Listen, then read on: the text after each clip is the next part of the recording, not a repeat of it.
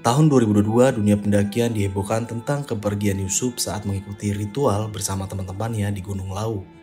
Kabar tersebut pun akhirnya sampai ke bawah dan proses penjemputan Yusuf dilakukan. Namun, ada hal yang aneh. Saat di perjalanan, selain cuaca buruk, juga banyak sekali kejanggalan di dalamnya. Tapi saya nggak bilang sama Mas Budi, teman saya, partner saya jaga di pos 1 itu. Tapi Mas Budi ini paham.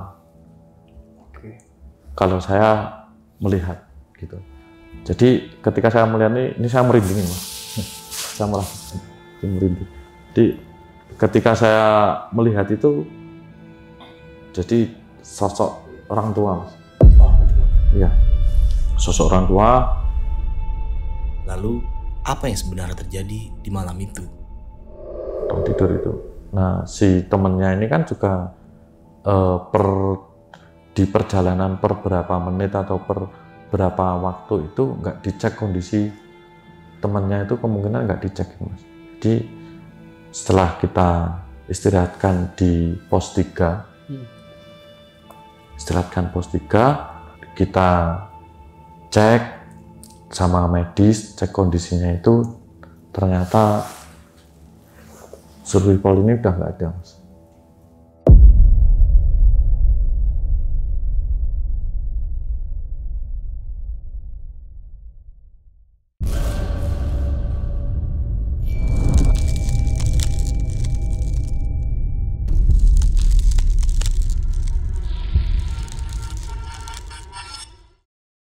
Halo, Mas Jarod.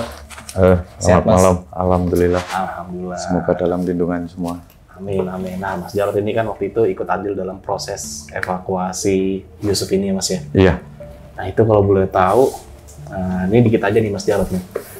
Saat proses evakuasi itu banyak sekali nggak sih mengalami kejadian-kejadian yang mungkin di luar batas nalar? Ada beberapa kali itu.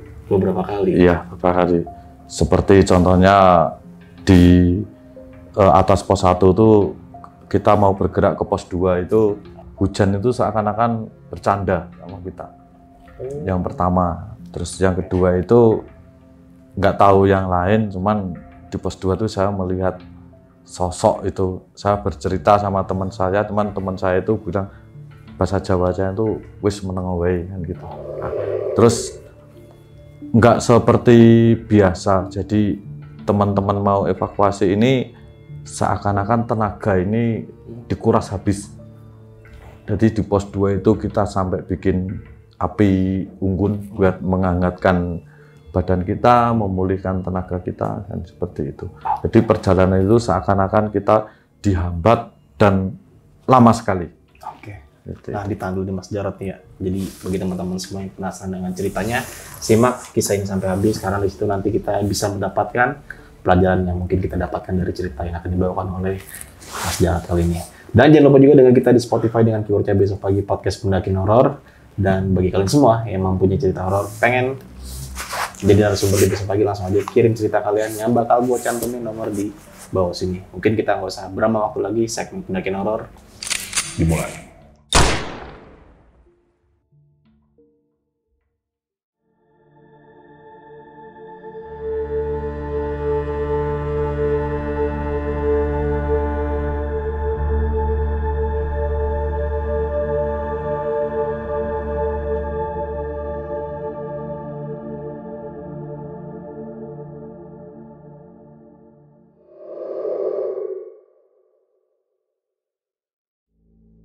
Itu kejadian tahun 2022 itu.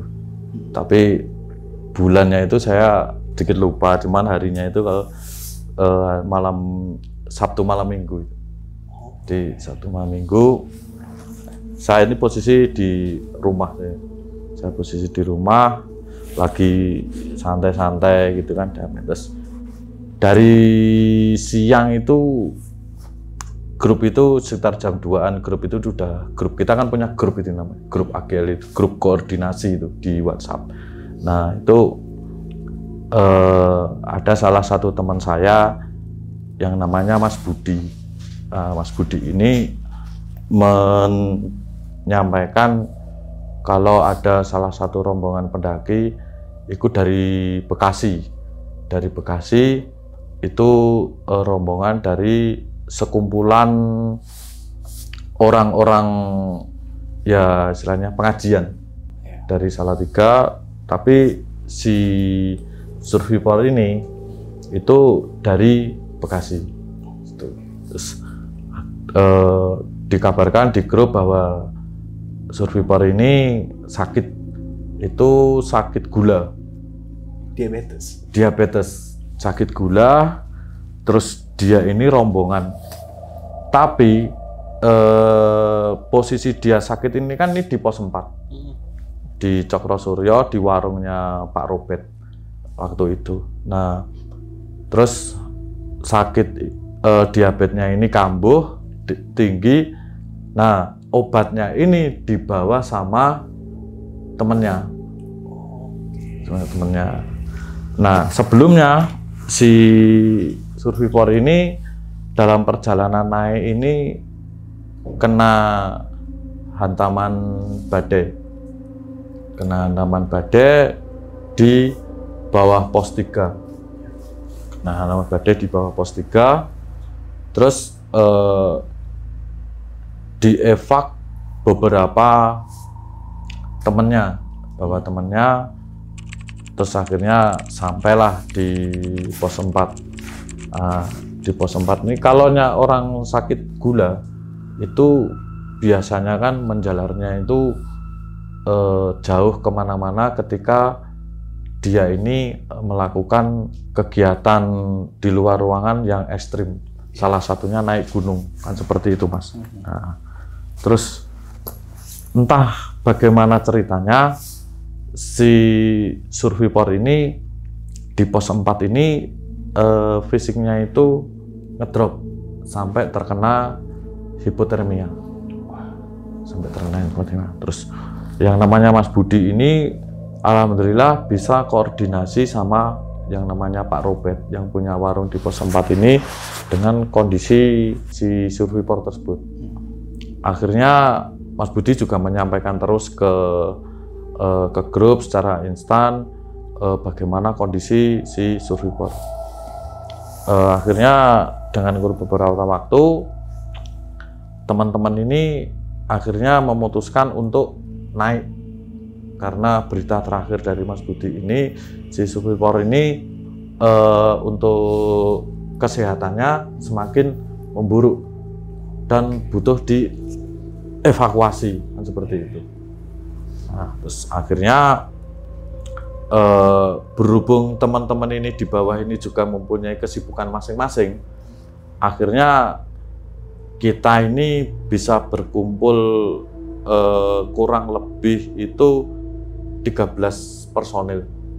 13 personil itu ada dari AGL, ada dari SAR Karanganyar, ada dari PMI. Kita gabungan waktu itu, terus akhirnya kita koordinasi jam 2 malam kita memutuskan melakukan pendakian untuk mengevakuasi survivor tersebut. Dengan 13 personil ini? Ya, 13 personil. Kenapa kita tidak bergerak cepat? Itu yang pertama itu di bawah ini cuaca juga, di Cemoro Kandang ini cuaca itu tidak menentu. Tahu-tahu kabut tebal, tahu-tahu hujan, tahu-tahu terang. Padahal sebenarnya kondisi alam itu kita masih kondisi di zona kemarau. Nah, kemarau gitu. Terus akhirnya kita tanya-tanya yang itu rombongan dari apa, tapi ternyata dari sekumpulan orang-orang dari ya katakanlah pengajian seperti itu. Tapi sentralnya itu di Salatiga dan itu diikuti dari berbagai jamaah dari lain-lain. Salah satunya survivor ini dari Bekasi.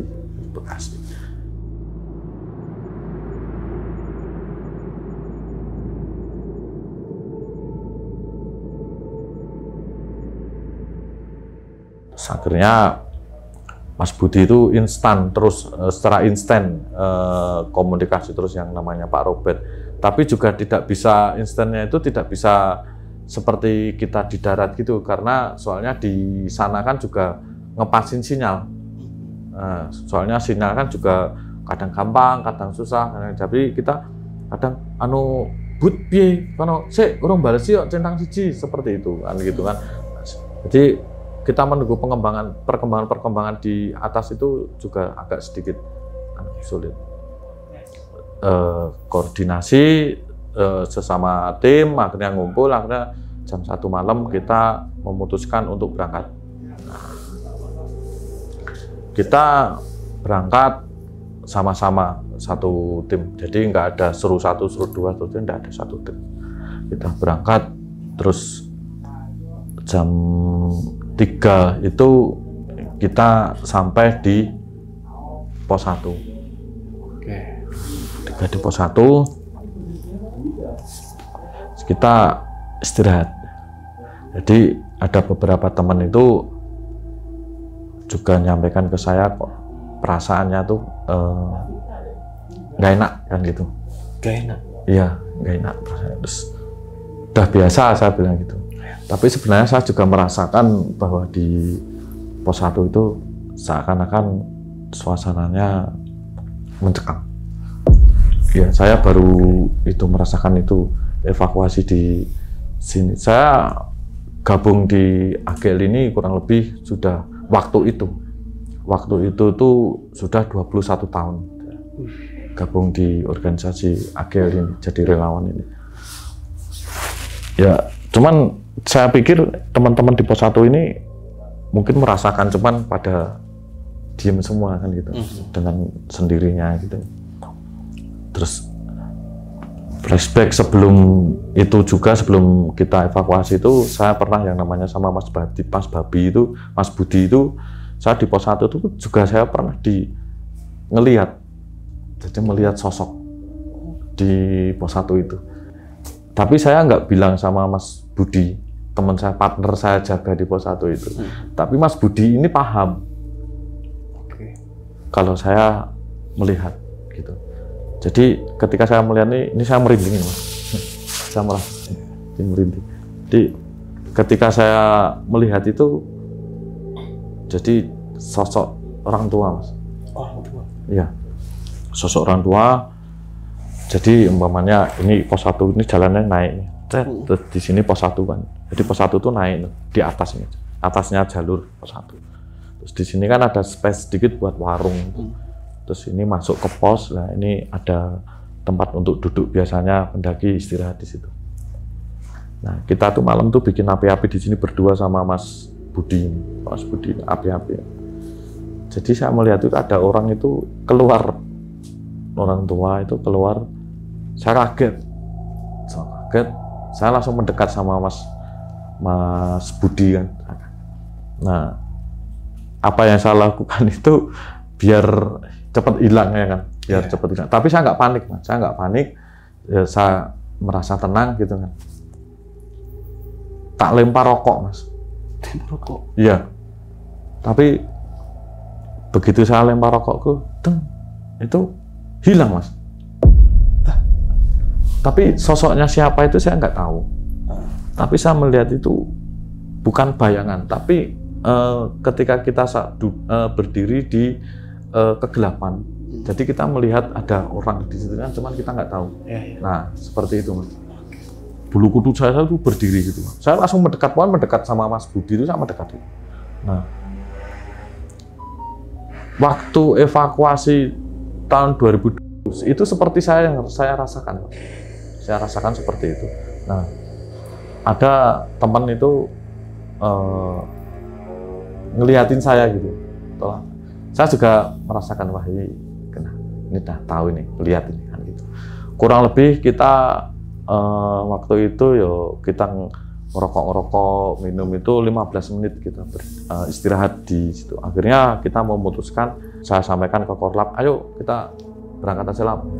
Akhirnya kita berangkat dari pos 1 menuju pos 2. Nah, di pos 2 ini ada yang namanya tanjakan cinta. Pas di tanjakan cinta ini teman saya itu, saya kan di belakangnya nih. Mendadak itu langsung berhenti dia. Lihat ke atas, kenapa kamu? Apa? Diam aja. Mas, kenapa?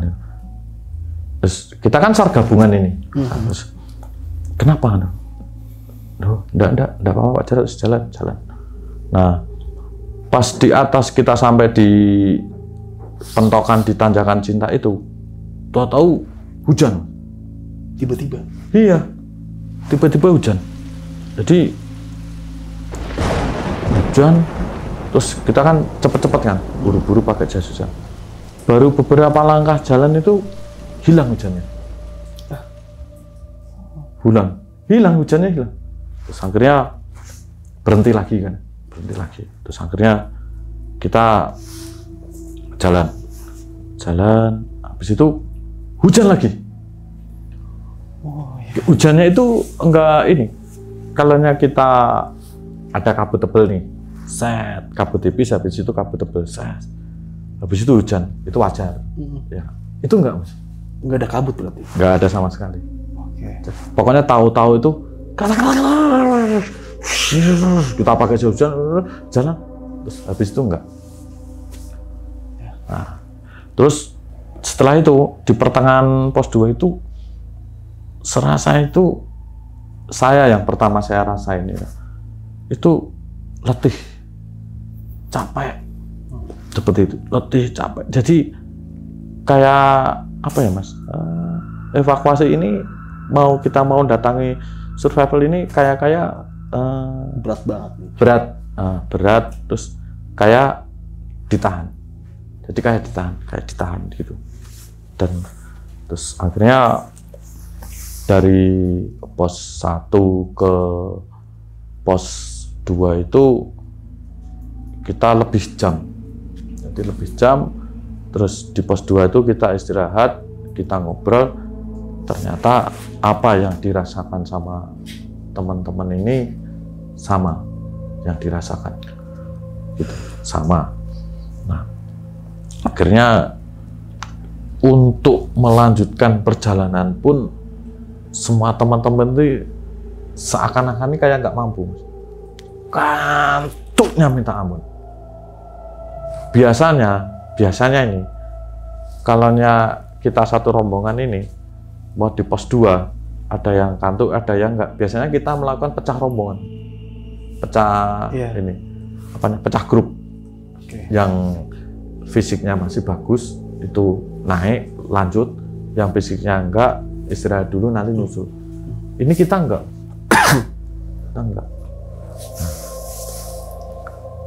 Terus habis itu disusul hujan rintik-rintik. Tapi nah ini aneh, disusul hujan tapi kayak enggak hujan. Nah, gimana tuh, Mas? Nah, nadanya kalau hujan di di atap gitu ya. Itu kan ya samaan gitu ya. Tapi itu kayak berirama gitu loh. Jadi drek. Terus di situ kita udah di sini ya, di pos 2 kita gabung, ngumpul jadi satu di situ, bikin api kecil. Nah, ini teman saya dari PMI Karanganyar itu tahu tuh langsung deket ke ke rombongan itu, gitu. Saya juga api gitu. Mas, dia diem tapi. Nah, saya merasa jadi merasa dalam arti ini pasti anak ini ada sesuatu ini. Iya, pasti. Ada sesuatu ini. Terus kita ngomong, gue bahasa Jawa ya Mas, gue ngerti apa?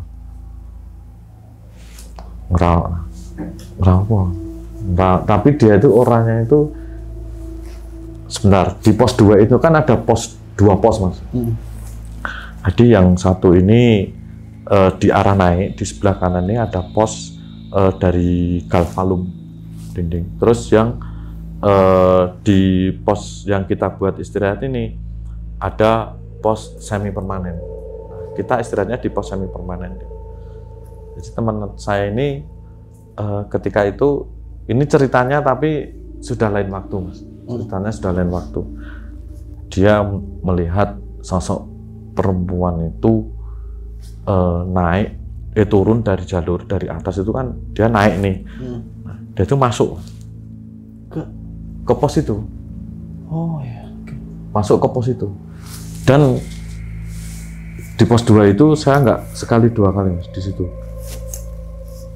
Sebelum itu juga ada kejadian di pos 2 itu, kita ngantar rombongan alumni pelayaran, Mas, orang tua-tua.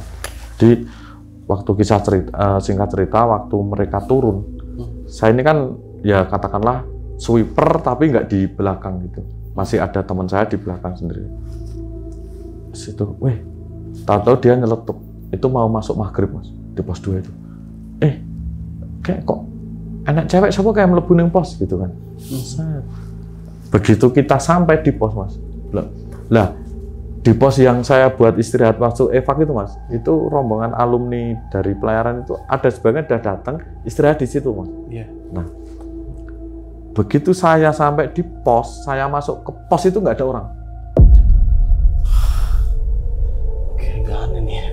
Iya, terus si bapaknya ini bilang ke saya, Mas Jarod, tadi saya lihat ada perempuan masuk di sini, cuman tadi kita masuk nggak ada ya, Mas ya? Iya Pak, nggak ada.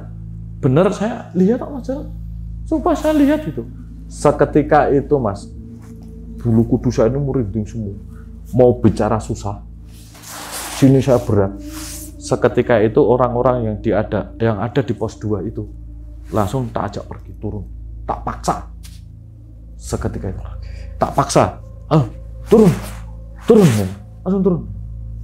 Daripada nanti ada apa-apa kan, saya takut.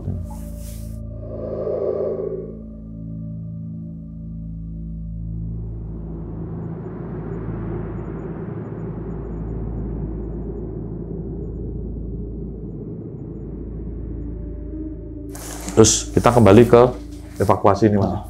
Kita kembali ke evakuasi ini. Akhirnya teman saya tenangkan dulu, santai, nggak apa-apa, tenang aja. Habis itu kita istirahat kurang lebih itu 1 jam, Mas. Wah, lumayan lama tuh. Iya, lumayan lama. Jadi, ngantuknya minta ampun itu. Ngantuknya minta ampun itu. Terus akhirnya kita kayak apa ya? Memaksa kehendak kita gitu, memaksa. Akhirnya jadi kayak plong kita bergerak, akhirnya kita bergerak. Udah memutus untuk bergerak, kita matikan api unggun, kita packing, masa-masa itu kita jalan lewat Taman Sari Atas, Jurang Karangkupito, terus Jurang Pangarep-arep, sampailah di pos 2. Gitu lagi, Mas, di pos 2 itu.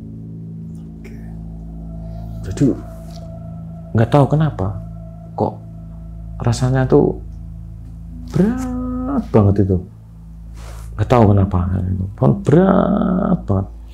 Terus kita sudah nggak bisa ini, Mas Budi kan juga ikut waktu itu, kita juga, Mas Budi sudah nggak bisa ini untuk memantau kondisi survival yang ada di pos 4 ini. Target kita ini pokoknya sampai pos 4, Mas, target kita. Informasi terakhir jam 7 ini survival, teman-teman survival ini ingin melakukan evakuasi mandiri. Sebenarnya sudah kita larang, kan kita larang untuk evakuasi mandiri. Akhirnya kita jalan dari pos bayangan itu. Terus suasana itu mencekam, berat gitu. Terus akhirnya nggak tahu, Mas, kalau cerita kayak gini tuh badan saya itu kayak berat juga. Iya, ya, jadi sini saya itu Mas, ini saya nggak main, jadi saya ini berat, tegang. Nah, jadi kayak harus kaku gitu Mas. Saya nggak tahu kenapa. Terus ya nggak enak aja nih gitu. Terus akhirnya kita masuk di wilayah Cemoro Growong. Cemoro Growong. Growong. Ya, itu wilayah Cemoro Growong itu salah satu ya wilayah Wingit yang posisinya itu di pos antara pos Bayangan dan pos 3. Nah, situ. Di situ tuh kita ini pingin lewat jalur Tabas. Kan ada jalur Tabas kita. Jalur Tabas kita itu biar motong biar cepet sampai pos 3 gitu. Sampai Cemoro Growong itu seakan-akan teman-teman kita khususnya AGL ini kayak bingung Mas. Jalurnya sebelah mana? Loh. Seketika itu saya merinding Mas itu. Merinding Mas. Jadi berkali-kali gue ngopo to Rot ngono. Panggilannya di sini saya Gembret. Jarod Gembret. Gue ngopo to Gembret. Ora apa ya. Lah jalurnya ngendi to? Biasanya kene iki yo. Sedikit akhirnya kita berhenti sambil nunggu teman yang di belakang kan. Kita ngerokok di situ. Ngerokok. Saya masih ingat sekali itu. Terus, Mas Budi ini kan juga pelan-pelan dia waktu itu di belakang dia. Kok dorong enggak apa teman? Ayo. Lah jaluri itu. Aku wila jaluri. Duh. Aneh kan? Iya. Kita datang kalau nggak salah itu 4 orang sampai Cemoro Growong itu. Seingat saya Mas, ini Cemoro Growong, kita dari bawah, jalur pendaki itu ke sini. Nah, jalurnya yang sering kita lalui ini di sini Mas, posisinya di sini, terus kita ini naik sini. Nah, ini nggak ada Mas. Tapi teman saya yang namanya Mas Budi itu datang, ya toh, udah ngumpul semua kan ini orang 13. Itu jalur kelihatan Mas jalur itu. Yang kita duluan ini nggak kelihatan. Nggak kelihatan. Saya berpikir ini mau ada apa? Dari awal naik kok sampai saat ini kok banyak yang aneh gitu di jalur gitu, aneh. Ya akhirnya kita lewat situ. Sebenarnya Mas waktu itu saya tuh capek sekali, ngantuk sekali. Nah kalau saya alasan ditinggal di pos sendiri kan, apa di pos Bayangan atau pos 2 kan, kalau sendiri kan juga saya nggak berani Mas. Saya takut karena kan sudah tahu seluk beluknya bagaimana seperti itu kan. Saya takut. Terus akhirnya sebenarnya di pos Bayangan itu saya juga ngomong sama teman saya, salah satu teman kita istirahat di sini gimana kan gitu, nyusul besok gitu. Teman saya juga nggak berani juga tuh. Juga nggak berani gitu. Wah nggak berani kalau sendiri berdua tok kan, ya minimal berempat berlima ya nggak mungkin ya, nggak mungkin. Kalau kita minta tim medis untuk kan kita kan bawa orang PMI itu kan 2 orang itu, kan juga nggak mungkin ya kan? Ya udah akhirnya memutuskan naik itu. Nah setelah jalan terobosan itu kita tahu, terus akhirnya kita naik lewat situ pelan-pelan. Kalau saya itu tanda-tanda mau sampai pos 3 itu di jalur itu saya nemu kiri jalan itu di tikungan gini, jadi nikung balik kanan naik ke atas ini jalur, terus nikung naik ke atas ini. Di tikungan itu ada pohon manis rejo. Ya, itu salah satu pohon endemik, tanaman endemik yang ada di ketinggian. Ciri-cirinya itu Mas. Setiap tikungan itu saya nggak pernah nemu. Jadi serasa itu nggak sampai. Nah, terus kalau dari jalur itu Mas, kalau sudah ketemu pohon manis rejo itu kita naik. Paling naik 50 meter tuh kalau kita ngelongok lihat ke atas itu kita sudah bisa melihat pos 3 atau bendera merah putih. Nah, itu berarti kita sudah dekat. Itu enggak. Sama sekali. Iya, enggak ada. Terus akhirnya kok enggak ono ya? Udah kan udah hampir pagi itu. Udah lepas subuh itu. Lewat situ lepas subuh sudah. Lepas subuh akhirnya udah sampai. Loh, udah sampai. Saya mikir, kok sampai? Belum. Kok sampai tau kan? Kan udah ngelewati iku. Lah yo, aduh kan enggak ngelewati pohon manis rejo kiri jalan itu ya sing gede iku. Heeh. Tahu-tahu tuh pos 3 itu udah di atas itu. Yang harus saya lewatin pohonan manis rejo ini Harusnya ya. lewat pohon manis rejo itu naik sedikit ya kan, nanti kita ketemu datar, kita kalau ngelongok ke atas gitu kita lihat pos Mas, sudah lihat pos, sudah lihat bendera itu merah putih itu sudah, tapi itu enggak Mas, itu tahu-tahu tuh kita tuh sudah di bawah pos, udah di bawah pos, tinggal paling 2 trap lah, tinggal 2 trap, 2 tek itu udah sampai.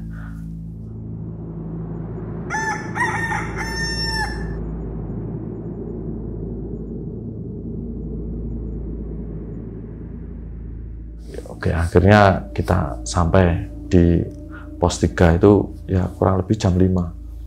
Jam 5 subuh ini? Jam 5 subuh. Di situ ramai kondisinya, banyak pendaki yang lagi camp di situ. Cuman kondisi pos saat itu rubuh. Rubuh? Ya, rubuh. Kondisi rubuh, kita belum bisa memperbaiki. Dari akhir ini belum sempat untuk memperbaiki itu. Kita memutuskan berhenti Mas. Kita memutuskan berhenti, sebagian tim masak, kita masak, terus di pos 3 itu kan, di sudut itu kan ada sinyal. Ada sinyal. Nah, kesempatan Mas Budi ini bisa menghubungi si Pak Robert, dan sinyal pun enggak ini Mas, enggak enggak normal sinyal itu enggak normal. Kita sambil ngerokok dulu ya Mas. Boleh, ya enggak apa-apa ya, biar enggak tegang gitu loh maksud saya. Soalnya tuh kalau kita bercerita masalah seperti itu di tempatnya itu harus relax ya gitu. Iya, relax. Terus itu pengaruh Mas. Juga pengaruh gitu.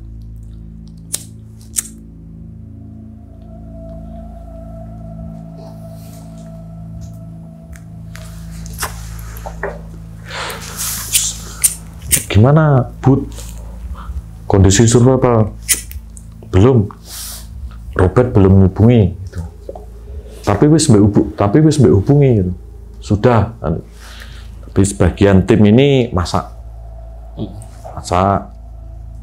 terus kita ya sarapan, kita makan itu, terus kurang lebih jam 6:30 pagi itu si Mas Budi ini dapat kabar bahwa survival ini kondisinya sudah mulai sedikit membaik.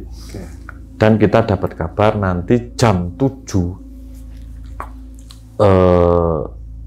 temennya ini mau mengevakuasi turun mandiri. Ya, mengevakuasi turun mandiri. Terus ditanya, mengevakuasi turun mandiri itu pakai apa kan gitu, pakai apa kan gitu. Ya seadanya pakai sarung atau apa. Akhirnya selesai sarapan ini, sebagian dari yang makan duluan, yang sarapan duluan ini udah naik nyusul bawa perlengkapan seadanya. Naik nyusul bawa perlengkapan seadanya. Habis itu seru berikutnya pas mau nyusul ini, yang seru pertama nyusul ini udah teriak-teriak. Ternyata survivor ini dievakuasi temannya itu nggak jam 7, tapi kurang dari jam 7. Dan di pertengahan jalan itu ketemu dari tim kita yang pertama. Yang pertama dalam arti di pos 3 kita break sarapan, terus mereka naik seperti itu. Nah, akhirnya naik, terus akhirnya kita bantu. Seru kedua saya itu sama teman-teman itu juga naik. Di pos 3 itu ada mata air Sendang Panguripan, kita ketemu di situ.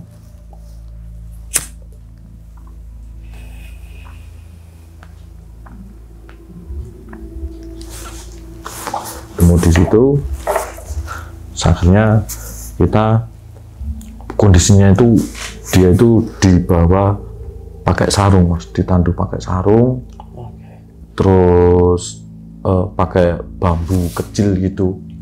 Jadi satu sarung itu kalau orang tidur itu dia nggak bisa, untuk evakuasi nggak bisa lurus, Mas. Survival itu, jadi melengkung kayak udang gitu, Mas. Melengkung kayak udang, terus sarungnya terlalu lebar, jadi antara poros bambu itu sama bawahnya itu kalau kondisi bebatuan itu saya yakin terbentur itu, entah badannya, entah pantatnya, entah kakinya, entah kepalanya. Terus sama teman-teman ini, sama temannya survivor ini juga nggak dikasih alas, Mas. Cuman dibungkus sama sleeping bag, kantong tidur itu. Kantong tidur itu.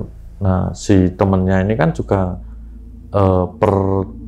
di perjalanan per berapa menit atau per berapa waktu itu nggak dicek kondisi temennya itu, kemungkinan nggak dicek, Mas. Jadi setelah kita istirahatkan di pos 3,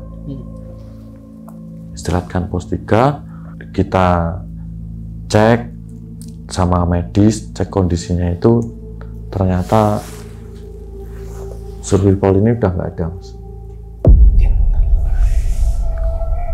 Udah nggak ada.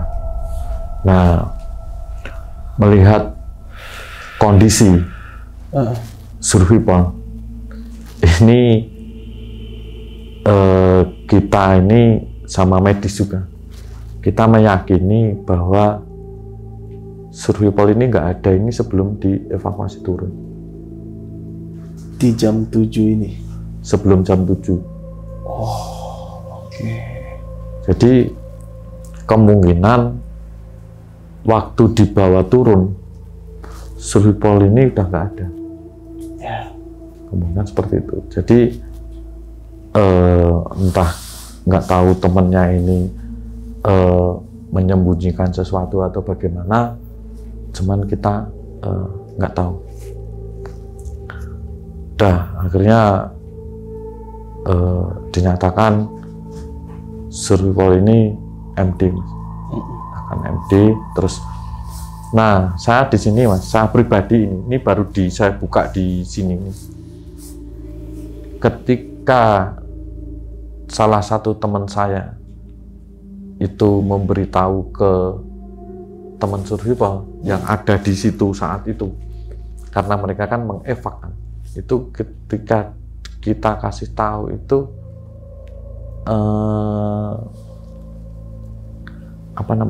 menerimanya itu seakan-akan ya biasa atau gimana gitu. Jadi kayak seakan-akan sudah tahu kalau temennya ini sudah nggak ada. Tahu. ya udah ya nggak apa-apa kan seperti itu. Akhirnya kita kontak ke bawah ini, ke posko. Ke posko kan ada ini, ada yang jaga. Kita kondisikan survival untuk bagaimana caranya nanti enak, mudah untuk dibawa turun. Untuk dibawa turun. Dan kita koordinasi ke bawah, biar bawah ini kan juga melapor Mas kejadian seperti ke Polsek, seperti ke Koramil, dan minta bantuan dari teman-teman potensi SAR untuk melakukan evakuasi. Soalnya kalau AGL sendiri ketika evakuasi seperti itu tuh seperti itu tanpa bantuan teman-teman dari luar itu juga kurang mampu gitu. Dia masih kewalahan gitu, harus butuh teman-teman banyak. Nah ini Mas, nggak tahu kenapa Mas ya, waktu evakuasi dibawa turun si survival ini mohon maaf nih Mas, ini mohon maaf, beratnya tuh biasanya Mas, kita bungkus nih, kita bungkus, habis itu kita kasih kayu yang kan atasnya, habis itu kita tali, habis itu kita yang paling belakang itu dikasih dikasih tali untuk belayer. Belayer itu untuk nanti pengereman ketika melakukan pengangkatan waktu turun, kondisi turun seperti itu. Nah, itu tuh rasanya tuh beratnya minta ampun. Berat. Bahkan saya sendiri itu sampai kewalahan, Mas. Sampai jatuh saya. Enggak, saya semua teman-teman tuh jatuh. Jadi 10 langkah gitu ganti 10 langkah ganti sampai ganti kayu Mas, apa kayu kita kebesaran kan gitu kan, sampai segitunya. Terus akhirnya kita berhenti, terus kita pinggirkan dulu, terus kita pakai kayu. Begitu pakai kayu, ganti kayu sama aja Mas, berat juga Mas. Berat. Masa ampun, sampai sini saya tuh enggak saya sendiri, teman-teman tuh sampai wah soalnya mana. Biasanya tuh satu orang itu ya Mas, satu belakang, satu depan, nanti yang belakang dibantu bela. Itu cukup Mas biasanya. Itu cukup. Itu enggak cukup, 4 orang Mas. 4 orang. Jadi 5 orang sama belayer itu Mas. Cukup.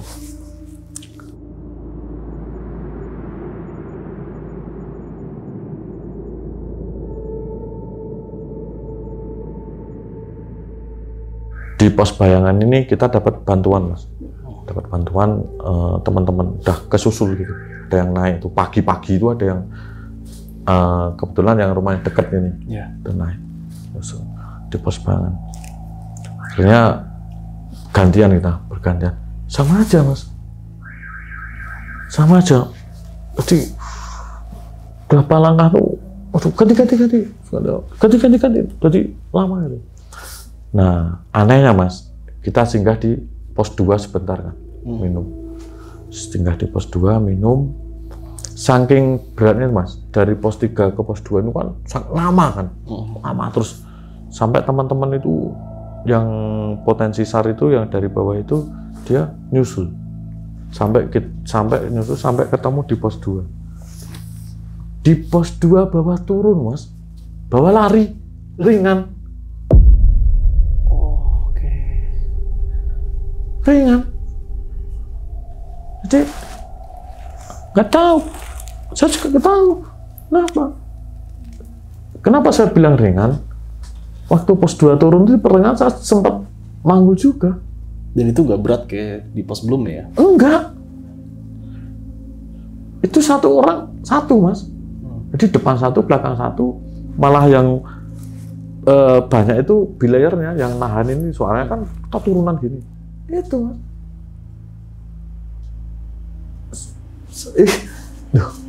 Saya dalam hati jadi kok kayak nggak bawa itu loh Mas. Padahal orangnya tuh besar Mas. orangnya tuh gemuk, survivornya itu gemuk Mas, besar.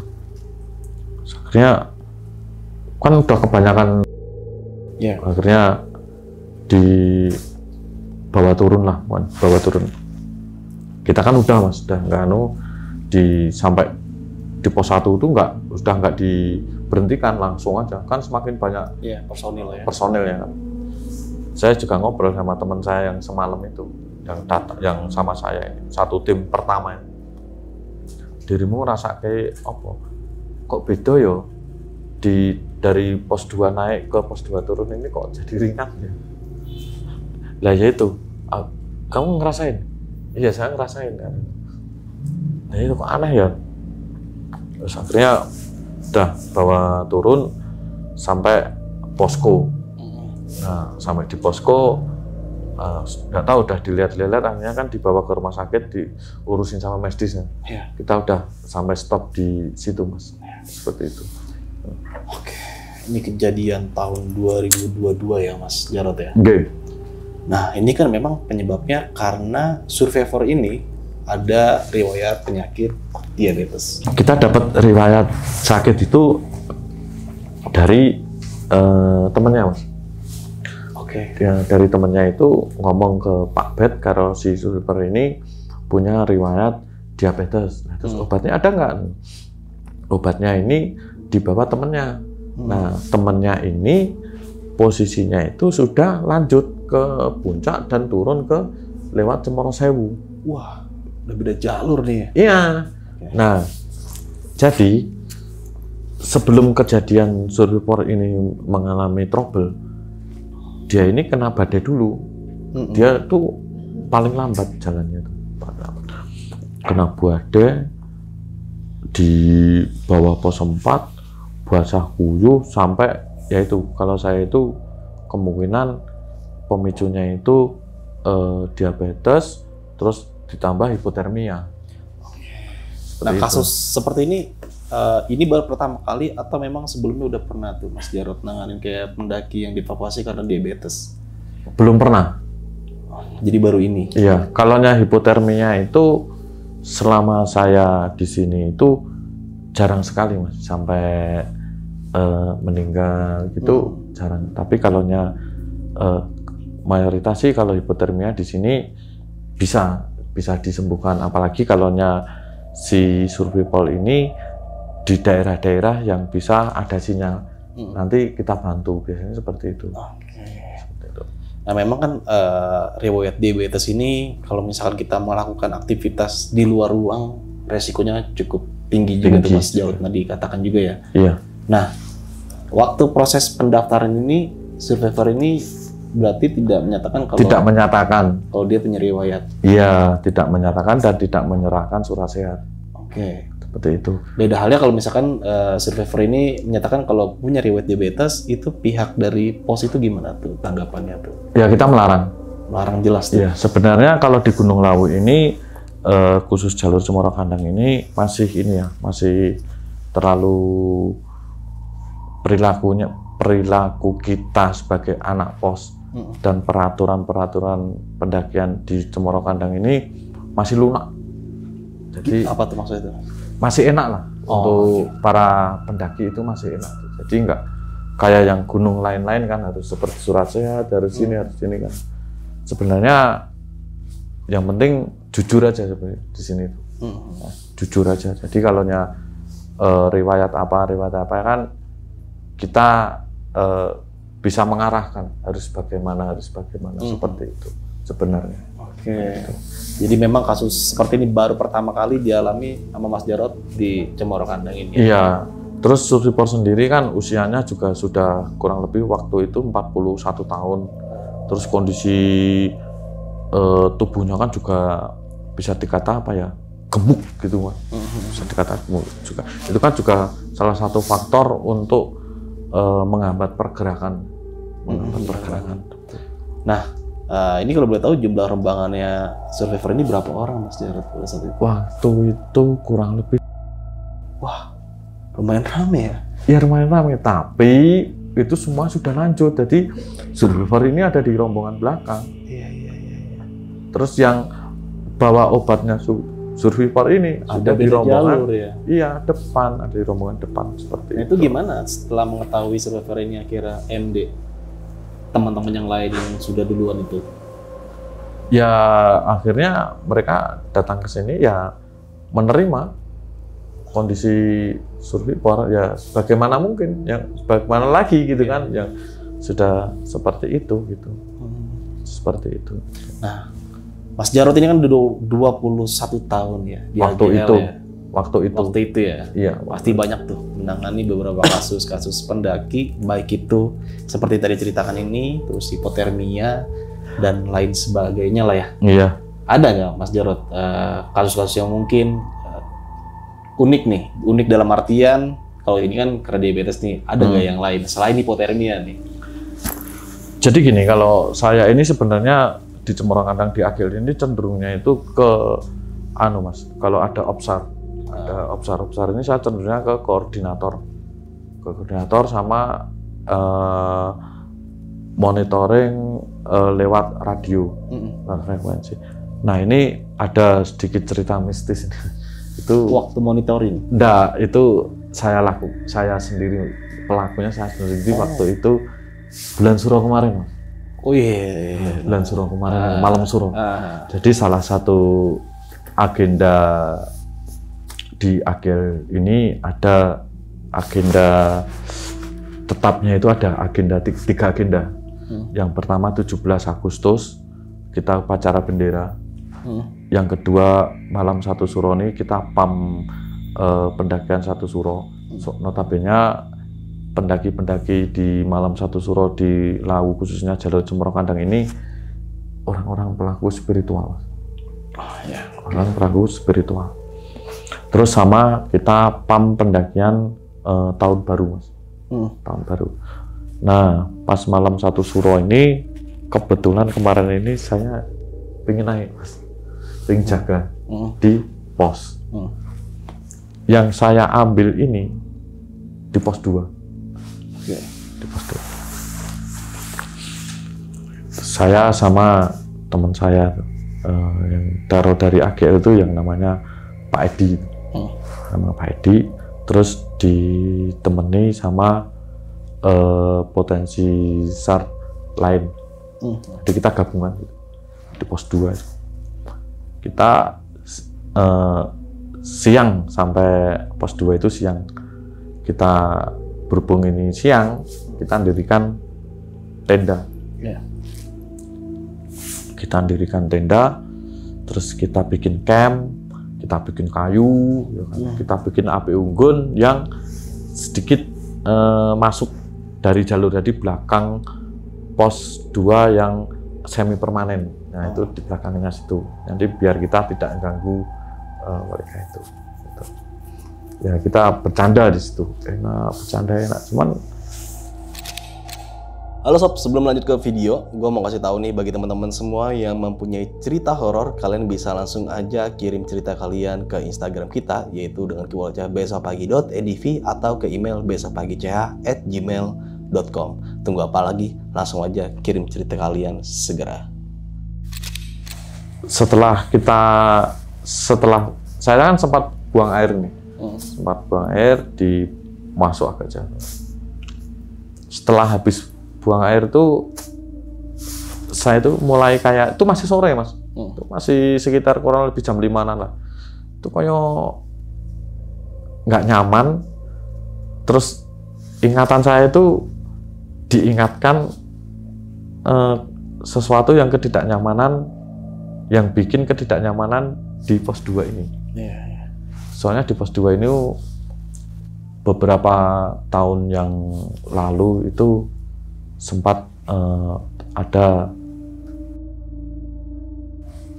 salah satu tokoh atau orang spiritual dari Bali. Itu beliau itu ibu-ibu itu melakukan ritual, Mas.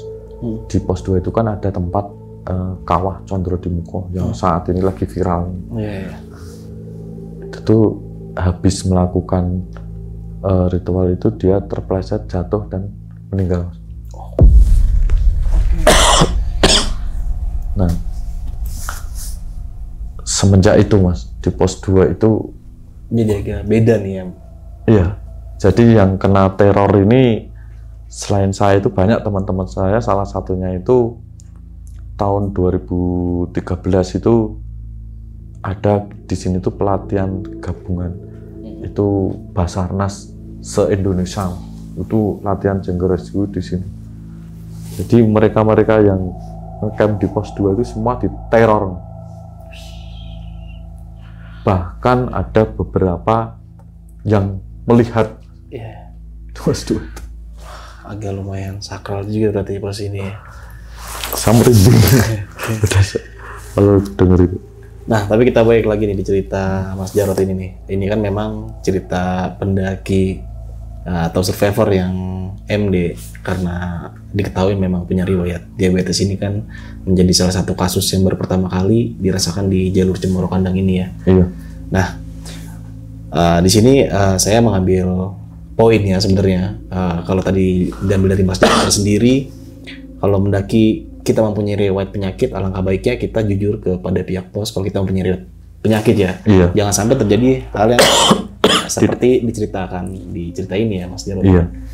Nah oke nih Mas Jarod, sebelum kita mengakhiri cerita atau kisah ini, Mas Jarod sebagai komunitas dari Agil ini punya pesan-pesan nggak buat pendaki-pendaki nih yang mau lewat jalur Cemoro Kandang? Harus apa sih yang diperhatikan dan larangan apa yang memang harus dijauhkan lah? Silakan Mas Jarod. Jadi gini, untuk teman-teman pendaki, khususnya untuk pemula ya, saya ingin menyampaikan khususnya untuk pemula. Jadi sebelum teman-teman untuk melakukan pendakian ini di era digital ini, alangkah baiknya Anda itu belajar dulu lah menjadi pendaki online. Pendaki online. Iya, karena sudah banyak konten-konten pendakian, sudah banyak konten-konten yang melakukan pendakian lah di situ. Kalau Anda contohnya ingin melakukan pendakian di Gunung Lawu, jadi banyak pelaku yang membuat konten itu yang naik di Gunung Lawu. Jadi kalau bisa jangan satu apa namanya YouTuber atau apa. Jadi banyak, bandingkan satu-satu. Yang pertama itu, yang kedua banyaklah olahraga sebelum melakukan fisik dan mental, apalagi mental itu sangat menentukan. Jadi harus diperhatikan apa yang harus kita bawa, apa yang harus kita siapkan. Jangan pernah membedakan antara ini musim kemarau, ini musim penghujan. Jadi mandatory gear pendaki yang harus dibawa ketika penghujan sama kemarau itu kalau bisa sama. Contohnya jas hujan atau mantel, itu tetap harus dibawa. Obat-obatan yang sering lupa teman-teman itu jangan lupa itu. Terus jangan memaksa, karena apa? Puncak itu tidak akan pergi. Lebih baik revisi daripada kita ada apa-apa nanti di jalan, hanya ingin di jalur ada apa-apa untuk hanya sekedar mengejar puncak. Saya punya salah satu kata-kata buat pendaki baru ini, kalau bisa dicermati. Kata-katanya adalah berangkat sehat, pulang selamat. Mantap tuh. Terima kasih nih Mas Jarod udah mau berbagi kisah tentang survivor yang memang dipapas tahun 2002. Kisah ini memang sangat viral banget dan masuk berita nasional juga pada saat itu ya Mas. Iya. Semoga teman-teman semua yang menyimak kisah ini bisa mengambil sisi baiknya dan bisa menjadikan pelajaran bagi kita semua. Dari gue Indra, kurang lebih mohon maaf. Saksikan terus video-video berikutnya dari Besok Pagi. Wassalamualaikum warahmatullahi wabarakatuh. Waalaikumsalam.